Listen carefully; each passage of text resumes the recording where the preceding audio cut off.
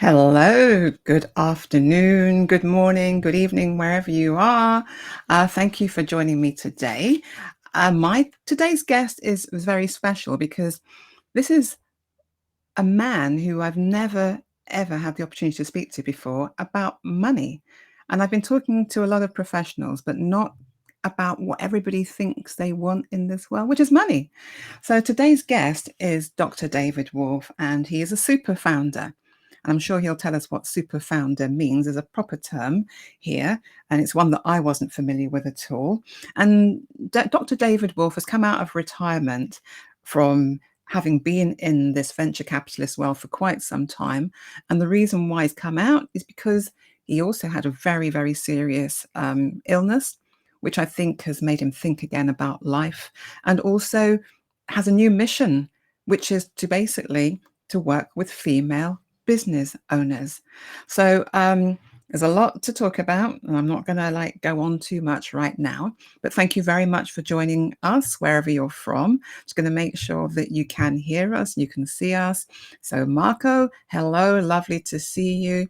Marco's a regular that joins all of my interviews. So Marco, good morning or good afternoon or good evening. I'm not sure where you're based after all that, but never mind. It's always good to see you. At least I know that things are working. So let's just get straight into this. Dr. David Wolff, and I'm going to just call you David for now. You know what I'm like. I'm so disrespectful. But yeah, venture capitalist, angel investor, all of these lovely words that I have heard but never really bothered to delve into.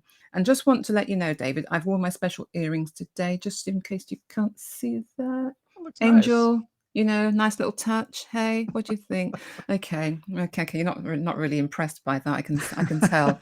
So let's just get an understanding of what venture capitalists do and also angel investors, because they're kind of words that we hear a lot, but I never get further than that. Yeah, well, venture capitals. It's not obviously. That's why I'm explaining it. But that's people who go and invest in other people's ideas and their business, to give them the assets they need, or the capital, to bring that idea to market, to create that That business. sounds pretty straightforward.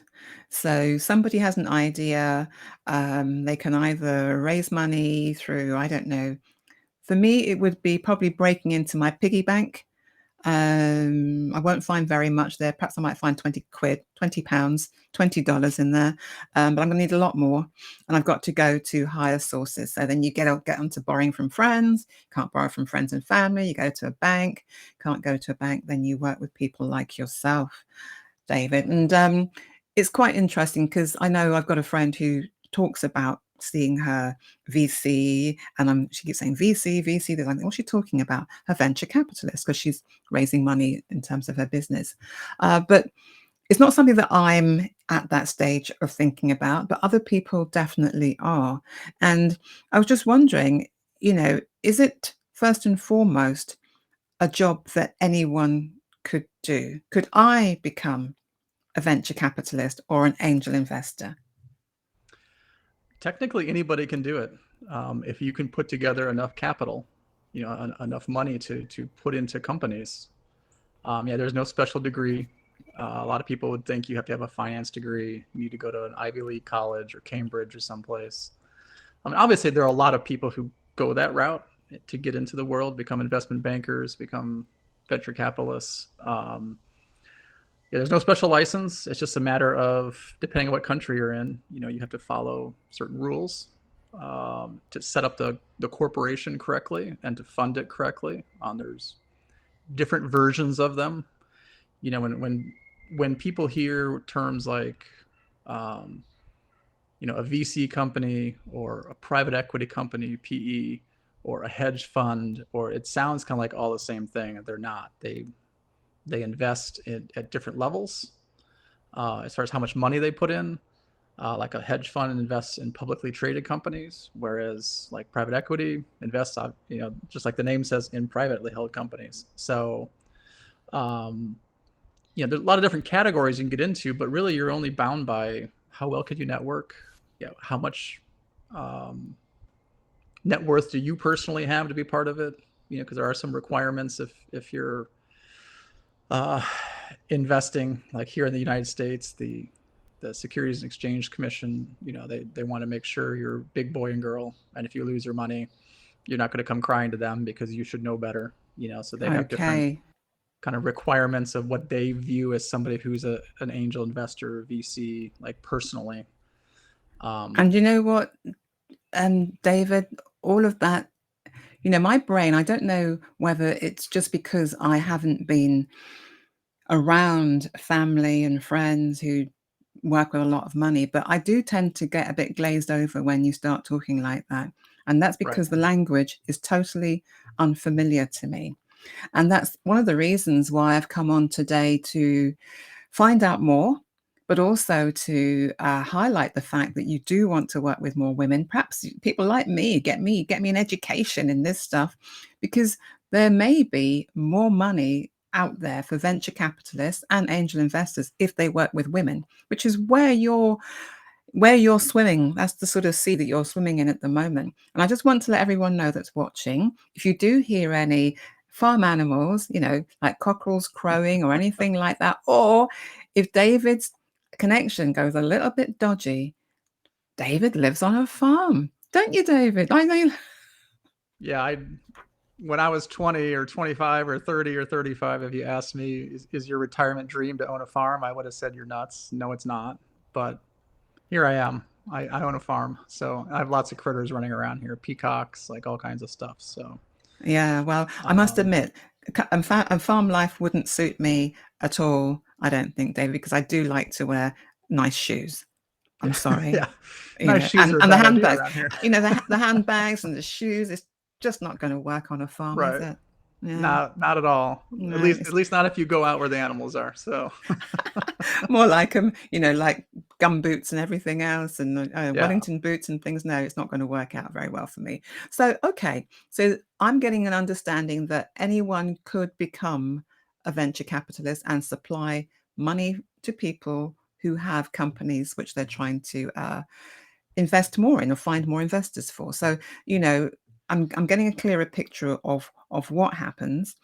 But let's go a bit further back, I think, David, and work out why you got involved in that area. Because, we were talking a little bit, before we got on today, just about your background. It doesn't lend itself to where you ended up. Where you started doesn't match where you ended Right. up. Definitely not. Wanting to be a marine biologist and then running a conglomerate of corporations in the financial, real estate, insurance realms, it's not the normal path you would take. So you were formerly a marine biologist. That's what I went to university for. Wow. I actually have a nonprofit I run today that does marine biology work, like restoration work, but that's more of me like coming full circle, after retirement to And we doing need something more I people love. like that, David. We need more people to be concerned about the earth anyway. So you started out from that kind of ecological sort of place. And then what happened? Well, I met a beautiful woman and I got married There's always a and woman involved, isn't yeah, I there? know. Yeah. Yeah. So, Mm. Don't always get we but always get the blame for everything, don't I we? know it's the way it is in this world for some reason. But yeah, we wanted to have a house and have kids, and you know, 16, $17,000 a year as a marine biologist isn't going to cut it. She was a zoologist, so her income was just as lame as mine was. So, we got married, and she went back into insurance, which was kind of like a high school college job she had. And I went into real estate because that's what you do in Florida. If you don't have anything else to do, you sell real estate. I It don't live must be anywhere like, near Florida, so why would that be? Is there just a lot of land, a lot of well, yeah, places this to? is where everyone retires. Oh, And it was a very undeveloped state before like the 1960s. So almost everything that's here has been built in the last 50, 60 years. And there's still like massive development going on because there's raw land that's currently, it's like pasture land for cattle or farmland. Um, and so baby boomers have been retiring in mass, millions and millions of them, and they don't want to live in New York City anymore or Ohio, someplace cold. They come to Florida and get a tan and enjoy the retirement. And develop the So land and get into yeah. real estate. So like there's like 7 million realtors in the country, probably 2 million of them are in Florida. Wow, well, it feels that way, doesn't it? Okay, so Yeah. then, as you said, it wasn't a traditional route for you, coming through that marine biology, and then, as you said, reviewing your life because of the life stage that you were at. You had a family. You had to think about, how can I earn a decent living? Right. Yeah, and I knew my marine bio degree wasn't going to do a whole lot for me with that. Swim But with the COVID, dolphins, couldn't you? yeah, could do that. My wife was offered a job at SeaWorld to swim with the orcas for like $12,000 a year and an apartment.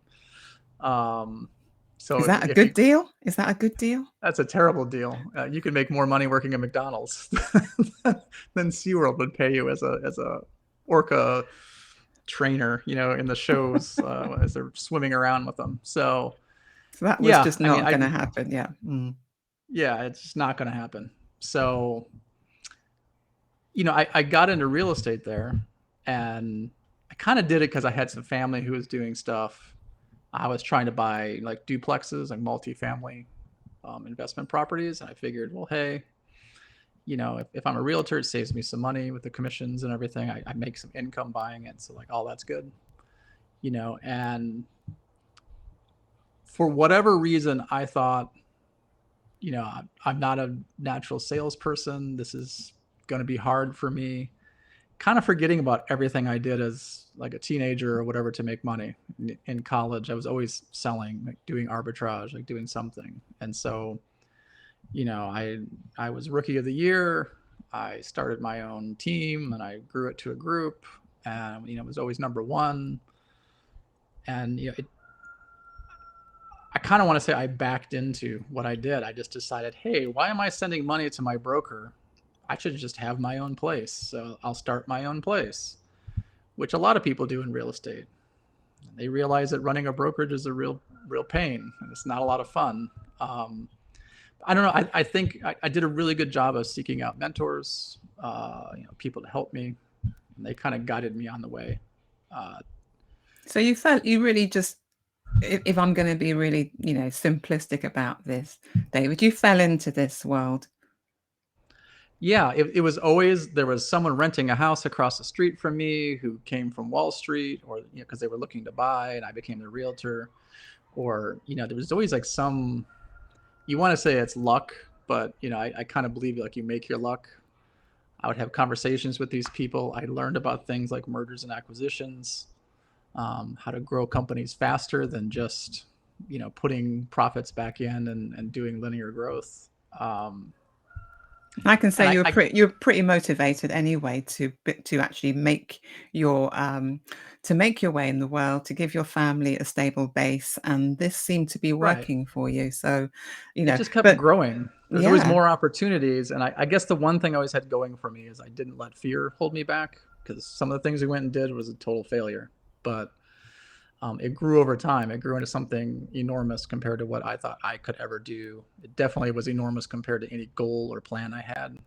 I kept seizing opportunities, and you just got the better and better at yeah, what you the did. financial crisis happened, in 07, 08, 09. Everything went on sale. It became pennies on the dollar to buy companies, at least in the financial world, because that was the epicenter of all the problems. So found good partners and just kept acquiring, and decided, why should I stay in Florida? I might as well be in other states too. And before I knew it, we're like across the country, and in half the states in the U.S., at least the half you want to be monetarily, and I can see just this kept. being made into a blockbuster film. Yeah, yeah. David, It's like, I've got this sense that, Hollywood is calling you. I mean, you could actually play yourself, couldn't you?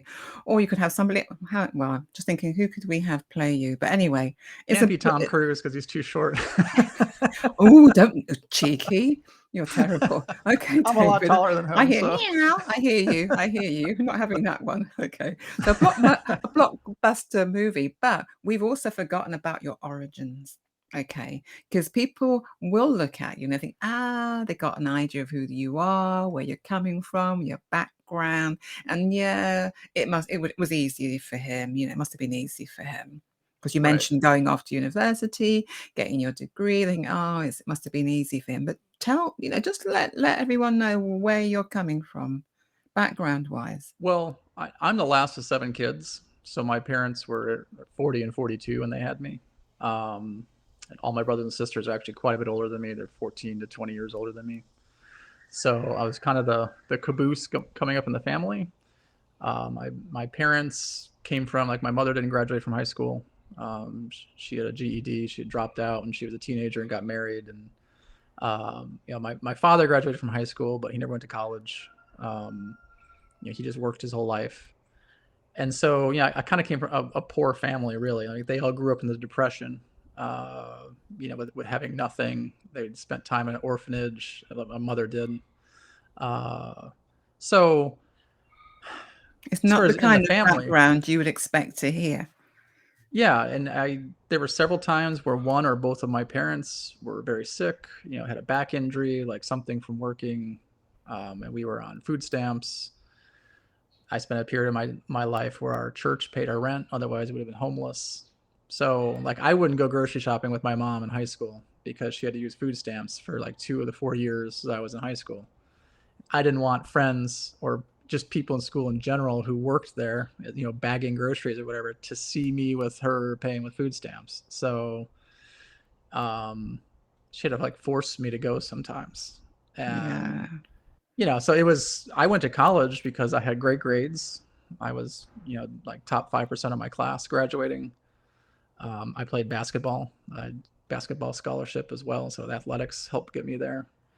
But if it was like, get a student loan and go to college at the time, I wouldn't have even qualified. Like, my parents wouldn't have been able to guarantee the loan or anything for me to even go. So, but going uh, through the sports route, I mean, I'm British, so we kind of know that we hear a lot. You go through the sports route to get you into college, to get you the finances that you need so you can actually study, but you have to play sports. So that's right. scholarship, I suppose, is Which, that? Yeah, it's a big commitment of time. Like, you spend a lot of time training, playing, exercising, and then you're trying to study. You're trying to get to class. Like, it's not it's easy. hard. Like, It's hard. It's when hard. people look at in this country, when they look at those people, they're like, oh, they have it easy. They get to go for free. Everybody else has to pay. It's like you're putting in 40 hours a week for sports plus going to school, and then you're basically not allowed to work, so you have no money. It's Um, hard. you know, Well, you those know things what? have changed today, but 25 years ago, that's how it was. Yeah, yeah. Well, I just wanted everyone to get a good understanding that we can all get to different levels in life, which you might think are, because you're either gifted, talented, your parents have got lots of money. It doesn't always work out that way. Sometimes No, it's just down to, I won't even say sheer determination, but you decide that you set yourself another goal for whatever reason it is. That's what motivates you to right, then look at how can I have a better life. And I'm always about emotion intelligence, David. I don't stop talking about it, but being self-aware is important. Knowing what's happening around you, knowing when to pivot, when to change. These are all top qualities that you need when you're going to go into business. But they served you well. The hardship served you well. It certainly motivated you. And somewhere along the line, I mean, to me, I know that the end point where we are now is that you want to work with women. But before that, you've worked with lots and lots of people, male or female. Can you give me some examples of perhaps a company that was really, really successful that you managed to spot? Because it's like talent spotting. well, it is I can like, call you this the Simon Cowell of, you know, right. the venture capitalist world. If people know who Well, he is, sorry. American Idol, people, in yeah, case you're not yeah, paying American Idol. attention. Yeah. Or X Factor, I think he X had his Factor. too. He came from the UK first. That's all I'm gonna Yeah. say. Yeah, never mind. It's an oddity. Usually shows start here and head over there, but that one came the other way. Um, well, one example I'll give is just within my own businesses, because we grew primarily from acquiring other companies. That's a little bit different than a VC, becoming a partner as far as providing capital to a business. But it's the same story of, you're looking for um, the right components in what you're buying, what you're investing in. Because, even though you're buying the company, you're investing in it, you're literally buying it. Um, and so we came across a large group of real estate offices in multiple states. They were didn't have enough income. They were going to lose all of them. So we none of my partners really wanted to do the deal. They thought it was too big, even though the price was right, because it was essentially free. We just had to pay some transfer costs and stuff and get these people out of their obligations that were the owners. Um, but my job was kind of to go and visit sites, talk to employees, like figure out what's going on where, what's right, what's wrong. Um, and in one of these locations, there was a woman who was she was kind of at the front desk, but also like took care of all the inner workings whenever the manager wasn't there or they were away at a meeting, whatever.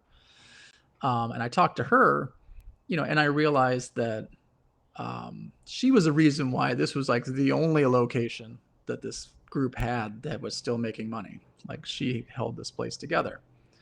And I thought, I asked her if she had an opportunity to um, like grow with us, like in management, would that interest her? Because that doesn't interest everybody. Some people, they don't want to have some big title and lots of employees. So um, she agreed though. She's like, yes, I've been asking for this for years. So I went ahead and acquired it because I ultimately was in charge anyway, so I can overrule everybody else.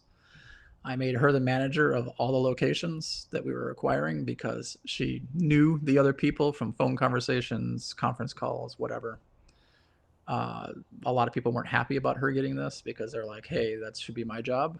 Um, but she did an awesome job of getting everyone on the same page quickly and correcting a lot of the issues that she was pointing out to management before, and they were ignoring her because they know better, because they went to University of Colorado or whatever, and so they're smarter.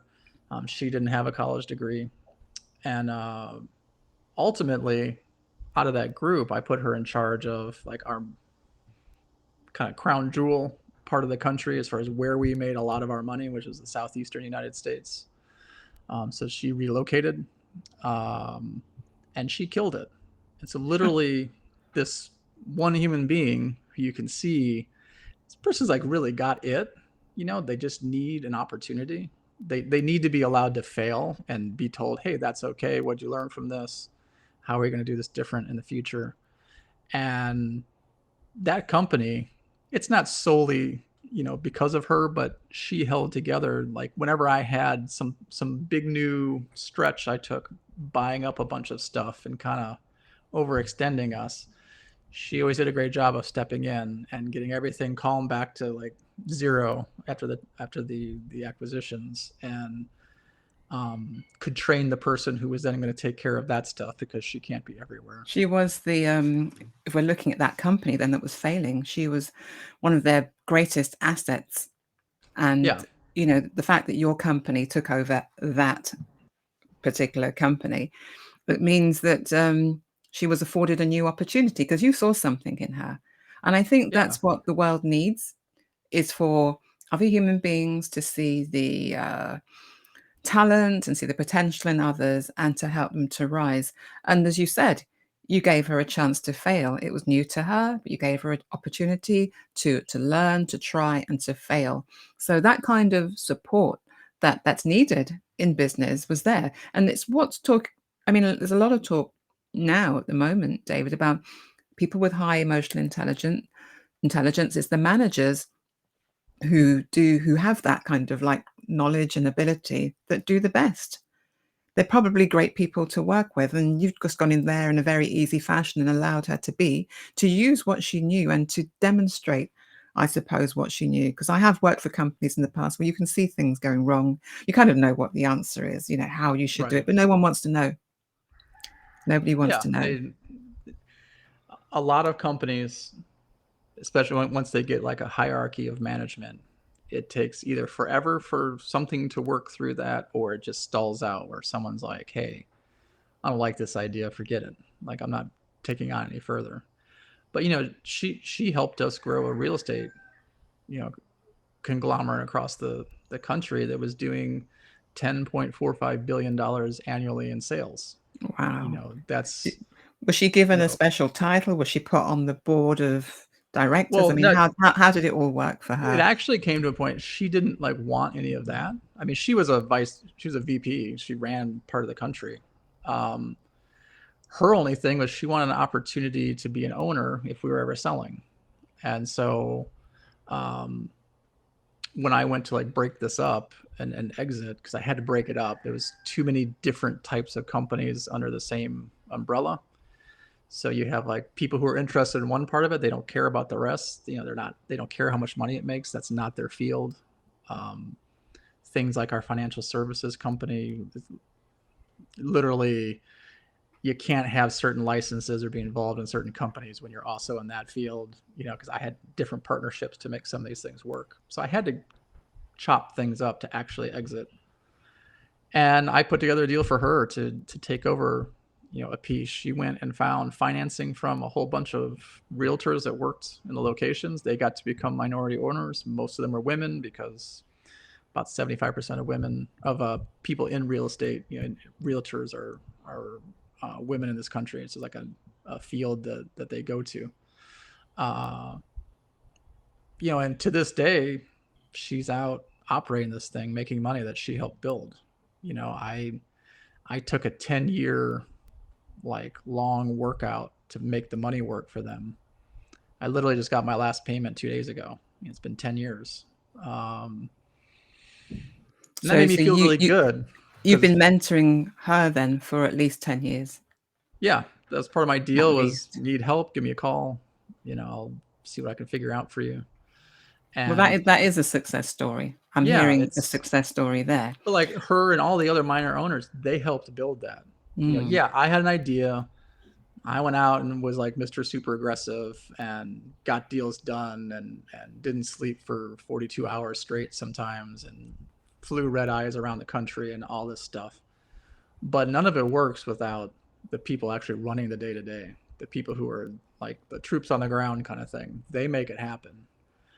And that's something in absolutely. leadership that people need to realize that, like, as the CEO of that, I never sat there and like, this was all my idea and I did this, because that's BS. Number one, the idea was from my mentors. They taught me.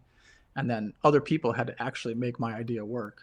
All I could do is help them, like point out Yeah, issues I see, make sure course corrections with the company. Um, Everything else though are other human beings. You know, it's not me. And like it's a that team. manager, It's a team, isn't yeah, it? it's a And total okay, team. you knew stuff, fair enough, but you, as I said, you saw the potential in her, and she stuck in your mind, and she said, you've been working up with her up until this point. So she is someone that is like top of your list of, my question was really, any success stories? That is a success story. But you've been working with lots of different people, and you don't just talk in terms of millions, David, you talk in terms of billions. And when we were talking, I couldn't even wrap my head around the concept of billions. You know, you said, oh, Joy, you can run a, you know, the problem is moving from $1 million business to $1 billion business. I'm thinking, like, I haven't even got to the million yet. So Right. um but there's this thing about mindset as well, and our own money thermostat. Obviously mine is needs to be hotted up a bit, if for want of a word. But when it comes to men and women, you're looking at different businesses that you could potentially invest in. Is there a difference between, I suppose, the attitude of women and the attitude of men? Well, there's a big difference.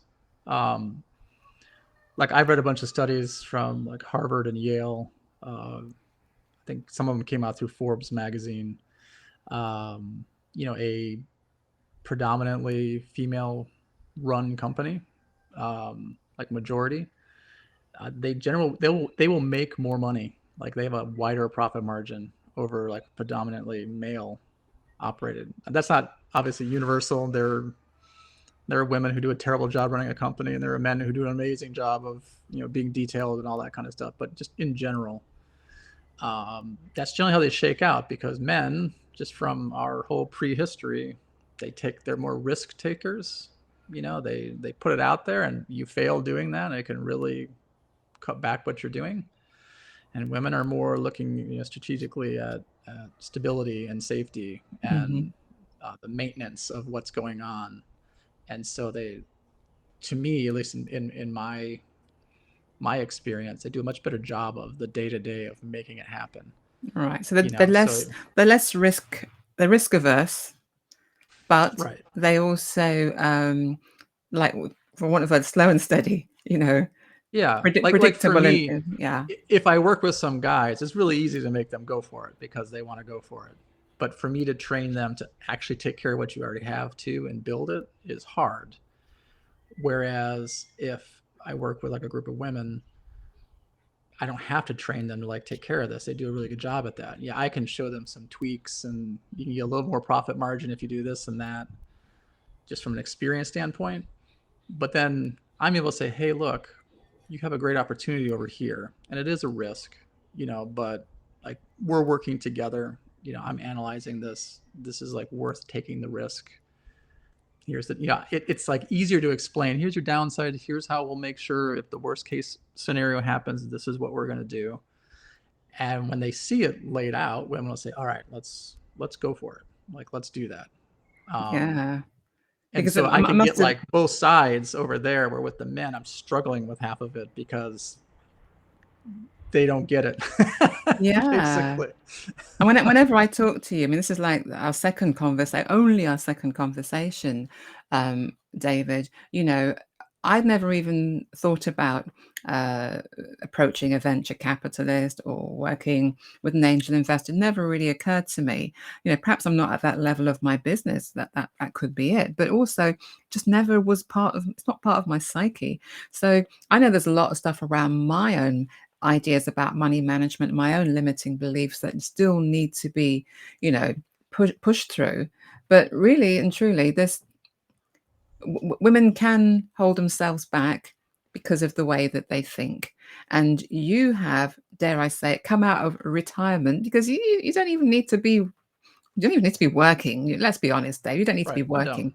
You come back out of retirement because you've got another thought about where you want your life to go and how you want to use the skills that you have. So we find our route sometimes into change of direction by misfortune in life, illnesses, Right. crises, you name it.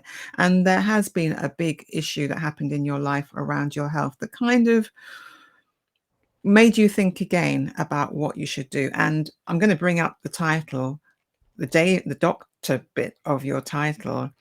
you know just remind me and everybody else where that's all coming from, because there's the two are probably connected. Yeah, I'm actually an ordained minister. My doctorate is, I have a doctorate in divinity. So I actually studied for about almost 7 years, kind of doing sort of like archaeology work or whatever, but yeah, looking at like the final resting place of King David and um, what some of the parts of Jerusalem really were compared to what is generally in a history book, as far as some of the ancient walls, et cetera, that are left there. So I went off into that realm after I retired. I had time. I had things that were interesting to me. Like I always loved in college, like history, social studies kind of courses, like learning about kind of like mistakes from the past, like what happened, what went wrong with society. And I just kind of got off into that realm after I left corporate world when I actually had time and I wasn't working 110 hours a week. It's a lot easier to go work on something when you actually have some time to do it. But that's just kind of something that I think helped. Like when you talk about emotional intelligence, helped smooth out a lot of the rough edges I had from when I was younger, because I was hyper. Um, Are you out of control, do you think?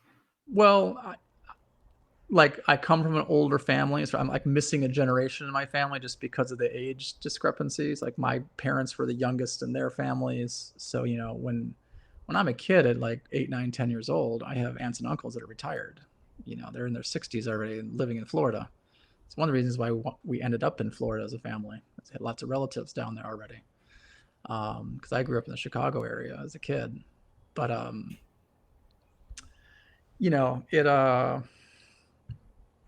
I kind of been Changing told changing old your school yeah. business, of just like grind it out and grind everybody up in your way, and the way things were in the 30s, 40s, 50s, 60s. Like that's my early mentors, because I had a very successful uncle who was from Greece. And we all need a strategy, don't we? Yeah, and so I followed that. I had my game plan. Like this is what works in the world, and it does. It works really well. But it's not the only way to do things, and there's better ways to do it than the old way. There's a reason why people smoke and drank themselves to death in those industries back then, because of all the stress and everything else that they were going through. So, I becoming a minister and doing a lot of the kind of cerebral work of what I'm doing, because I'm studying something that it's not a physical thing you can touch and examine and experiment on. It's in people's minds and what they interpret, etc. But yeah, that did definitely help me smooth out the rough edges. Now, I still come across to people I work with as somebody who's like aggressive and like your type A personality, because that's just me. That's how I've done things in life. I go for it. I don't wait for perfection. I don't even wait for 25% of perfection. I know everything's going to go wrong anyways. Let's just start and go. And I tend to scare the hell out of people who are around me for the first time, because they're just like, whoa, like, let's wait until we know more. And I'm like, you're never going to know enough. Like, trust me. So let's just go for it. But I do it in a better way today than I used to. Right, yeah.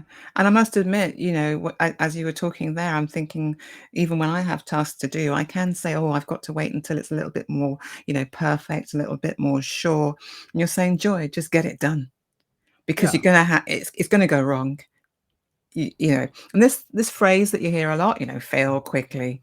Is that true then? Well, it's obviously you have to have some plan. You can't just go off half cocked. But um, generally, in my experience, probably 30-40% of what you're going to need to do, you don't even realize. Like with your research and everything you're doing, it doesn't come up, because every business, even in the same industry, has different challenges and struggles they're working with, different timing of problems. And so there's just things that are going to be a surprise. You can't do anything about them.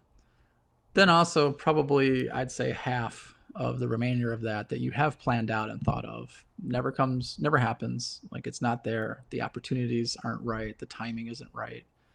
And so you're going to always be in this state of flux, of managing problems and taking advantage of opportunities, and your business is like an amoeba kind of growing in different directions, not exactly to plan. Um, and so the first, 5 of my first 6 businesses I did failed, because I was I would get scared and stop, what should I do? I'd think about it. I'd lose all momentum. I wouldn't like think of how to pivot. I made lots of mistakes. I was really young too, so it was a good time to make them. But it's never going to be perfect.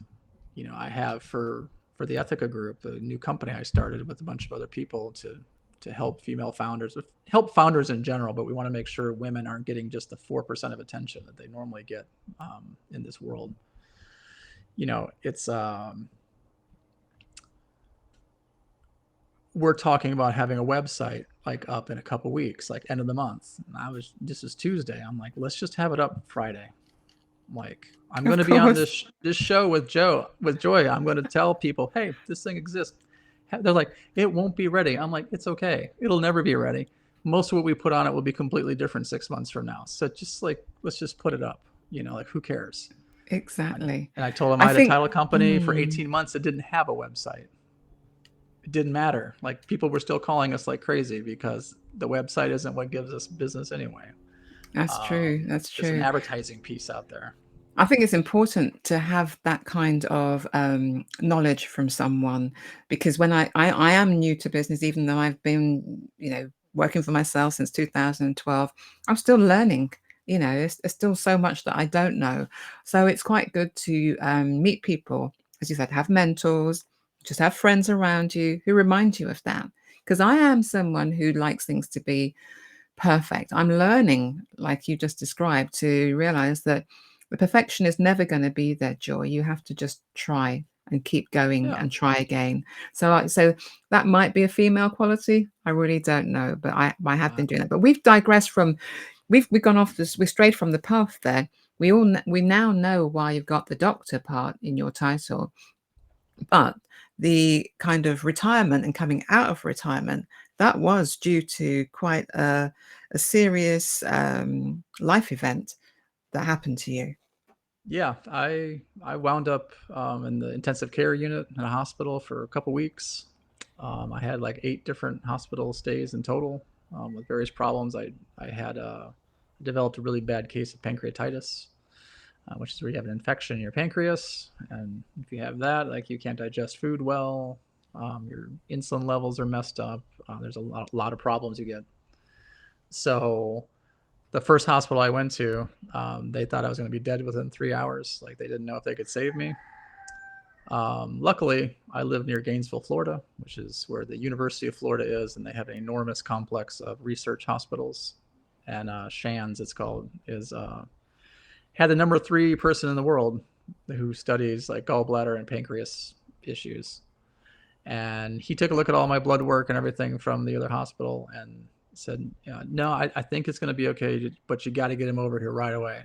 And so I was taken there and they saved me.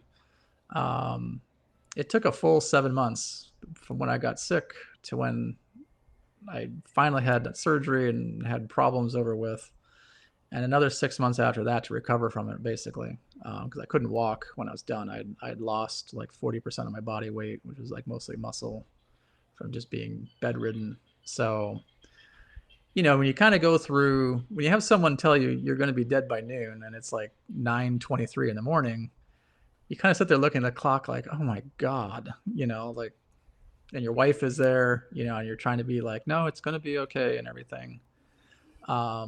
When you come out of that, you make certain decisions of things you're going to do different.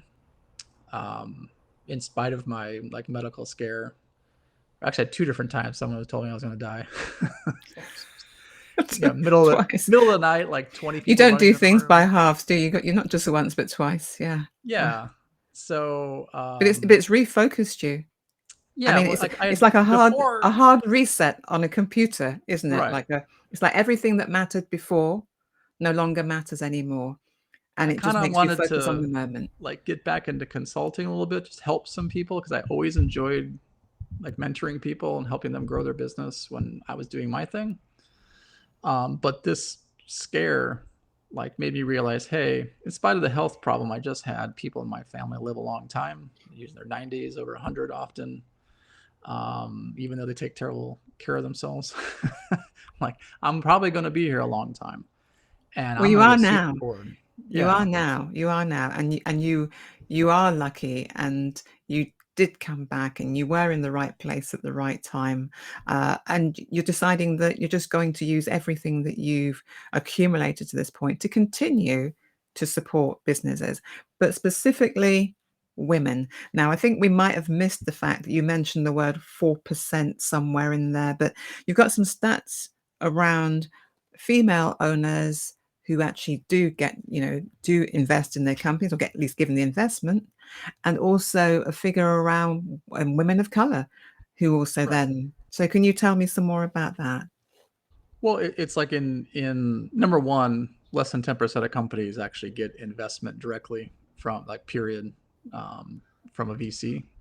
So that's a difficult road to take to grow a business if that's the only thing you're relying on. But when you talk about when you're a woman, it chops you down to like 4.6% of that money that goes into businesses is available to women. I mean, obviously the money is available to anybody, but there's biases out there. There's things that happen. And then if you're white, basically in a lot of countries, you got slightly less than 5% of the money is going to come to you. If you're brown, you're down to like under 3%. And if you're black, you're at like 0.8%. I mean, it's the way it is, Inequities unfortunately, in this at the world. moment. Yeah. Yeah, that's Mm. I could sit here and go, well, it's better than it used to be because it used to be zero. But let's face it, Still you're telling bad. half the population of the world, we don't really care about what your idea is. We're not going to invest in it, whatever. And I know from working with a lot of really talented women in my companies that made those companies happen. Obviously, they are 100% as capable of at directing a business, growing it, coming up with ideas, especially when you're under pressure and time is a problem. They're able to do it too, just as well. And they have some areas where they're better at things. And so to have like them be completely ignored, to me, like it sounds kind of bad in a way, but it's this enormous business opportunity. Like how many women out there have a killer idea for a company but can't get any support? They lack the knowledge because it's not their background to be an entrepreneur, but they have the passion to go do this. I think it's completely ignorant of your kind of Wall Street world, or City of London world, or wherever you're from, where it's a guys club, it's a white guys club, and generally you need to come from certain universities to even be in that club even then. So you know I think it's going to be amazing, like the companies we're going to come across. We've already come across some very I've interesting noticed, I businesses. looked at your LinkedIn profile and there you were celebrating someone new who you're championing at the moment. And I thought, wow, you do you're doing exactly what you said to me that you were planning on doing. And just picking up on people who do have talent, do have, a vision, a gift, and giving them the opportunity to come to the front. But it's not just about, for me, it's not just giving someone a chance because you're giving them a chance. There is money there for you, Right. David. You've got your business hat on. You're not actually going to pour your money into something that doesn't work. Uh, but in terms of, we were talking about the percentage failure rates in general, male or female, Right. for businesses that are picked up in that way. Can you just remind everyone that's listening as well that, how does it all work? Because it just looks as though once I get, onto Shark Tank, once I get onto the equivalent in the UK, the Dragon's Den, I'm going to be made. Right. Well, it's like in general, period, all businesses after 10 years, 96% of them are closed and gone. Like they're no longer around. And the vast majority of those that are left don't make a whole lot of money. They do less than $1 million a year in revenue. So, the big companies you see around out there are just a tiny fraction of 1% of those who make it. Now, when you talk about the investment world, we said a little less than 5% of companies can bring in that VC investment to help them fund their company. But the simple reality is, in the VC world, 70% of your investments will go bust. So here you are, you're in this like 5%. We'll just round it off, round it up, and you get investment. Like, yes, I got it. Yeah, you go on Shark Tank and they give you money. You still only have a 30% chance of making it. More than likely you're going to fail still because business is hard. The economy is always fluctuating. Laws, taxes, things change all the time. New technology. You know, I actually had people we were talking to in January when we were first coming up with the Ethica group, to form it, who had great ideas in the AI world, app world, all that kind of thing. And ChatGPT can do the work already that they want to go do, and it takes it seconds to like create their idea, and like nobody needs them anymore for what they're going to do. It's awful, Like isn't it? in 6 months, they're irrelevant. I've seen a bunch of interviews lately that within 5 years, like computer, programmers, people who are writing code, like they'll all be unemployed. Nobody will need them because these AI programs can already pass all the university boards and everything you have to do to be certified at certain levels of programming. And without any knowledge, you can have them go out and tell them, hey, I want you to code me a program to do blank. Go learn how. If you know how to prompt it right, in minutes it learns how to do it, and in seconds it creates the program. There might be a few bugs. Obviously you need to have some background in code to like understand what's wrong, how to fix it.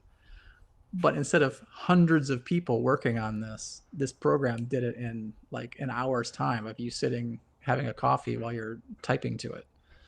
So Yes, I the mean, role I've is had always my changing. it And is so that's why changing. it's hard to make it in business. Mm. I mean, technology's always been there, and we can't turn back the tide. We wouldn't be where we are without the technologies that have happened. So we're in the middle of this, Chat GTP AI type thing going on, and it's not going to go away. I use it, enhances what I do, so I'm not going to Yeah. knock it. But there will be some losers, but there will be winners because we do have to reinvent what we do. And Right. I mean, we've gone completely off the mark in terms of what we're talking about, but in terms of businesses that might be created, we're looking at perhaps human beings having hopefully more fulfilling work, less work that's just, operating a machine and being a bit mindless. Perhaps human Right. beings might have more fulfilling work. That might be the only upside, well, one of the upsides that I can see to the whole thing changing. But let's get back to female entrepreneurs because, I want you to send a message out to women who are watching this or men who know women that probably need this information. What would you like them to do in terms of approaching you? Because, what if you were saying, Joy, you have to do this first, then that next, and then that next, three things you need to do, Joy? More? What would you say to me? Because I'm like, I do have lots of good ideas. I really do. I mean, I wore Right. my angel earrings today. I know. I mean, I I do went to all like that them. trouble. Please, I do have great ideas. Yeah, and lots of people have great ideas, obviously. Um, but it's lack of knowledge and experience that makes most of those businesses that we talk about fail. You do things in the wrong order. You don't realize that 4% of your activities generate like 64% of the results that your company has. Everything else is busy work. It's the 80-20 rule of the 80-20 rule, basically. There's just things you don't know. And until you know them, it makes it very difficult for you to be successful in business. I learned them the hard way by just working tons and starting lots of companies and losing millions of dollars sometimes with a bad decision and having to reverse course on and on. But as far as how can I help somebody, it's what I'm building the Ethica Group for. The whole purpose of the company is to go and have someone say, hey, you know what? I don't have a lot of knowledge in business, but I have a good idea. Well, we have a front end portion of it that's kind of like a mini MBA where we are giving you like the foundation, like all these terminology that you and I talked about the first time. Like you're just like, what is that? What is that? Like help people understand this is what it all is. This is how financials work. This is what a profit and loss statement is, a P&L. This is how you run a company properly. Because people have it wrong from watching Shark Tank and reading the 4-Hour Work Week and all these things, where they think there's like this simple, easy button they can do and they can jump over all the work that needs to be done and just get to the end. And it's not You how life works. still gotta put the work It in. takes a lot of So, work to make a business mm, successful, no mm. matter what. And in But we terms of, have, oh, go ahead. sorry, Dan, I was gonna say, in terms of like emotional intelligence and stuff, I mean, you come across as being a highly emotionally intelligent person now, as you say, because when you were younger, you were just barking at people and telling them what to do and yeah, all that sort of stuff. You've calmed Right. down a lot and changed your attitude. But it's that is emotional awareness, isn't it? You become more aware of who you are, what you should be doing, how to regulate your own emotions. Perhaps I won't approach it this way, perhaps I'll try it this way. But also, you've been a very driven, motivated person. So I've noticed that too. But empathy, would you say you're an empathic person? I'm much better at it now than I used to be. I definitely have my moments where, I am super short Rough, and rough cut, around the cut, edges still. just Yeah. because whatever, the circumstances. I have my failings. Nobody's perfect. At least you're honest. And how about that Am I better ability at to it? I'm a lot better at it than I used to be. well, that's good to know. And then the last part of one of the fifth pillars then of, let's say, the emotional intelligence theory is social interactions, being good at social interactions. And this whole thing about the best business owners now are being applauded because they have high emotional intelligence, and the best leaders are wanted, or at least they're noticing that that's what's making them good. The ability to be around other people, to be able to converse with them, to manage their own emotions, manage that of the other person. There's a lot going on. So I'm assuming your social skills are pretty high too, Yeah, David. again, much better than 25 years ago. At least you're honest. At least you're honest. So, David, I have got a couple of like fun questions. You know how I can be really a bit silly sometimes, but I wanted to mention that there are lots of females out there that have very, very good businesses. I'm going to mention one. You may know the names. Melanie Perkins. She launched Canva. I use Canva all the time. I didn't realize it was the background or the person behind it was a woman. It says here that she designed this publishing tool, and it's accessible to everyone. And she experienced many rejections before launching. Another person I've got here, I don't know the name of the company here, but you might recognize it. A lady called Tracy Young, and she co-founded Plan Grid. Does that mean anything to you? It's a mobile I have not heard of that. construction productivity software. Does it mean something to you? Yeah? Yeah, that does. Good. Yeah. Okay. So her product has made it easier for contractors and architects to collaborate and manage construction projects. I'm thinking, like, I didn't know that one. Name that came up that I did recognize was Sarah Blakely, and she was rejected again by multiple number of manufacturers. And she had her idea about Spanx, which, is called a slimming undergarment, but women love it, and it does actually make us look good when we got on, the right kind of clothes. I'm sure. I don't know if men are wearing it. I've not even looked into it. Do men wear I think Spanx there's some apart from versions of that. riding bikes and stuff? I don't. I see some ads in the US for certain, there's something like it. Yes. I'm not sure if Spanx actually makes it, but somebody's making Okay. something like And I that. know that men would definitely have a different name for it, and it would be marketed in a completely different way. And the other person that I noticed as well, that I recognized, the name that I recognized, was Julia Hart, and she co-founded Eventbrite, and that's a popular event managing and ticketing website. So these are names which I hadn't really thought about. So there could be more women out there in all kinds of fields. It's not just women from those. There are lots of cosmetic companies that women seem to as well gravitate towards, and fashion, but it's not just that, which is why I mentioned those particular names. And Right. in terms of you looking for women, are you looking for any particular, do you want them to be from any particular industry or profession? No. Um, all I'm looking for is an idea that's scalable. Something that's not just a super little niche like in your town on Main Street kind of idea. We want something that we can take out, to other parts of your country, to other countries, and a lot of times all that takes is that founder to have the mindset of like, I want to grow this large if I can. It'll take a lot of work and it'll take time, but I want to do that because really, like all the women you just listed off, they saw a problem, that a waste of resources or time or whatever in an industry, and they solved it, and they didn't take no for an answer. And that's all it takes in business to make something big happen. My company's basically, there's tens of thousands of real estate companies and tens of thousands of insurers and title companies and all this. Like, it's an enormous competitive field. But we came up with a way to be better than them, which is we had a concierge. Like, you can make one phone call for all your financial stuff you've got going on. You didn't have to like talk to 17 different people because you're buying a house or making an investment or whatever. Sometimes just a really simple idea like that, everyone goes like, wow, one call? Yeah, I'll try that. That sounds great. If I use all your companies, I can get a discount, save some money. Awesome. And that's all those women Just did one was idea. Just one they idea. fixed a problem that's, Yeah. it used to be a total pain before Canva to get something graphically done. If you didn't go to college for it Be or had a Photoshop. lot of time with like expensive software, like you didn't know how to do it. Yeah. She made it where anybody can drag and drop and type and change colors and poof, it's beautiful, It is, and it's absolutely. free for, depending on what kind of account you got. Okay. Yeah, of course, there's always the different tiers of business. Right. But you're saying it's possible. Best definitely, you're open to females who are trying to make it to, did you say $50 million businesses? Yeah. You know, like you first started off You talking say it about, so easily, like, yeah. when you haven't made $1 million, it seems impossible. But once you've made it, to make it again isn't that hard.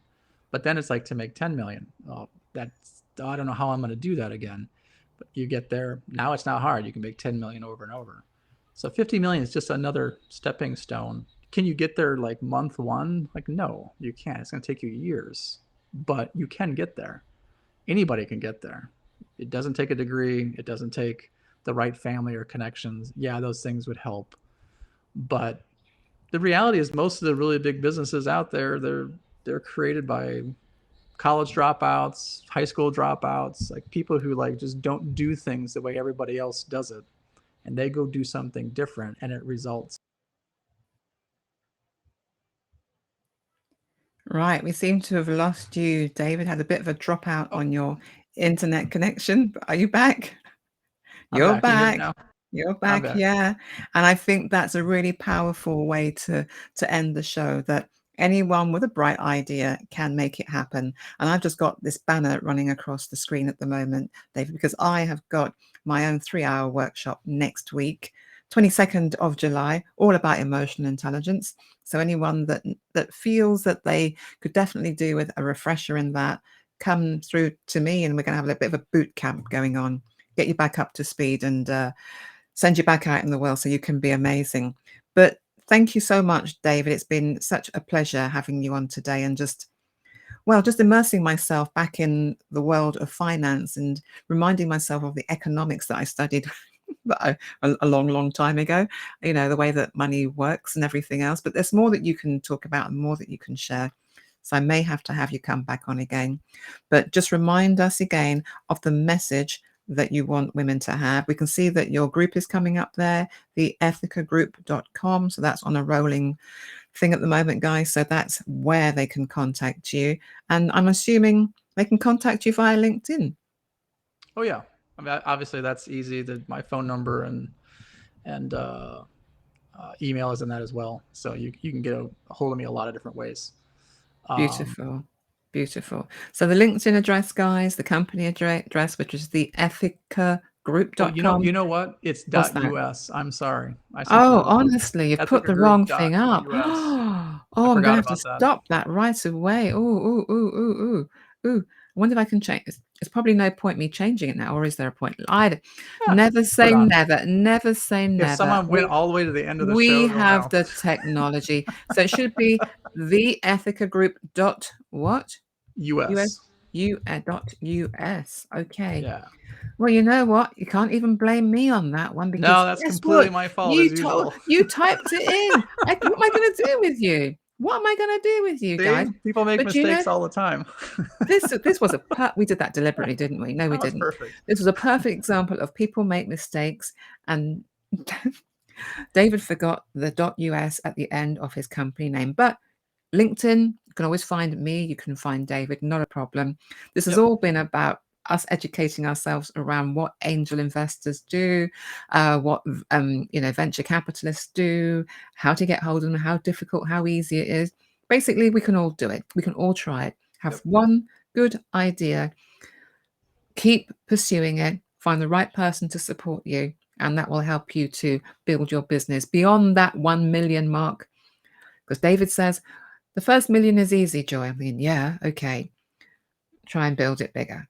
So that's where the support comes in. So David, thank you so much for your time today. I'm going to ask you to say goodbye to everyone, because I'm sure they've enjoyed your company. It was great being here today. I enjoyed our conversation. It was a great conversation from my side too. So everyone, we'll probably have round 2 at some point. Thank you very much for staying with us till the end. Just make sure I haven't got any more lovely chats here. I've got so much. Oh, I've got lots of things that I'm just seeing now. Okay. I've got a lady called Andrea just saying to me about busy work. It's a classic. We all think we're doing busy work, don't we? Yep. Of course. Yeah. So that was quite true. And then just one more, possibly. There might be one more here. And yes, another message from Chiedza, just saying thank you so much. She learned an awful lot today. And I'm hoping that people watching it on the replay will feel exactly the same way. So on that happy note, I shall say my goodbyes My name's Joy Langley.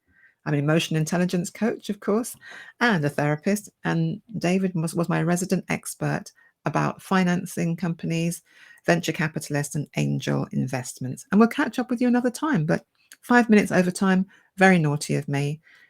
Have a good morning, good afternoon, good evening, wherever you are, and catch up with you all soon. Okay. So bye, guys.